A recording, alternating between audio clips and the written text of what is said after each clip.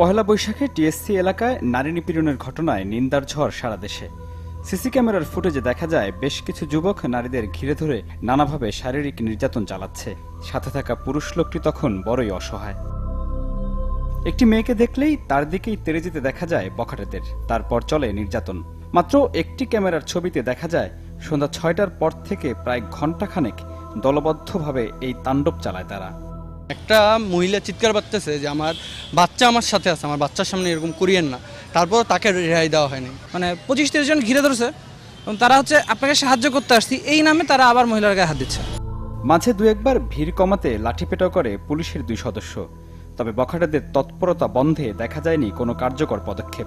ঘটনার ছবি close circuit ক্যামেরায় ধরা পড়লেও তা সরাসরি মনিটরিং করে কেন তাৎক্ষণিক ব্যবস্থা নেওয়া হয়নি সেই প্রশ্ন তোলেন প্রত্যক্ষদর্শীরা। পায়ে ধরাটা বাকি রাখছি সেই পুলিশ দুইজনকে।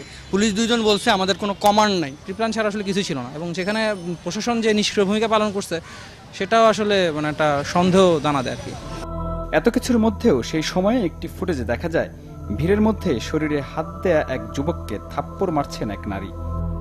নারী নিপীড়নের এই ঘটনায় বিশ্ববিদ্যালয়ের উপাচার্য জানিয়েছেন, উপ উপাচার্য অধ্যাপক নাসরিন আহমেদের নেতৃত্বে এরই মধ্যে কাজ শুরু করেছে তদন্ত কমিটি। ৭ দিনের মধ্যে প্রত্যক্ষদর্শী ও ভুক্তভোগীদের কমিটির কাছে সাক্ষী দিতে আহ্বান করা হয়েছে। তাদের স্ব দায়িত্বে ছিল। তো এখন তদন্তটা তো সেই কারণেই কোনো অবহেলার ঘটেছে কিনা, এটার সাথে পরিকল্পিত কোনো বিষয় আছে কিনা, নাকি তাৎক্ষণিকভাবে ঘটনাটা ঘটেছে।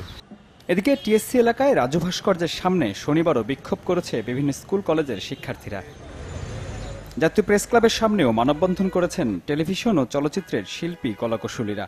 নারী নিপীড়নের ঘটনায় দ্রুত জড়িতদের চিহ্নিত করে শাস্তি দাবি করেছেন বক্তারা।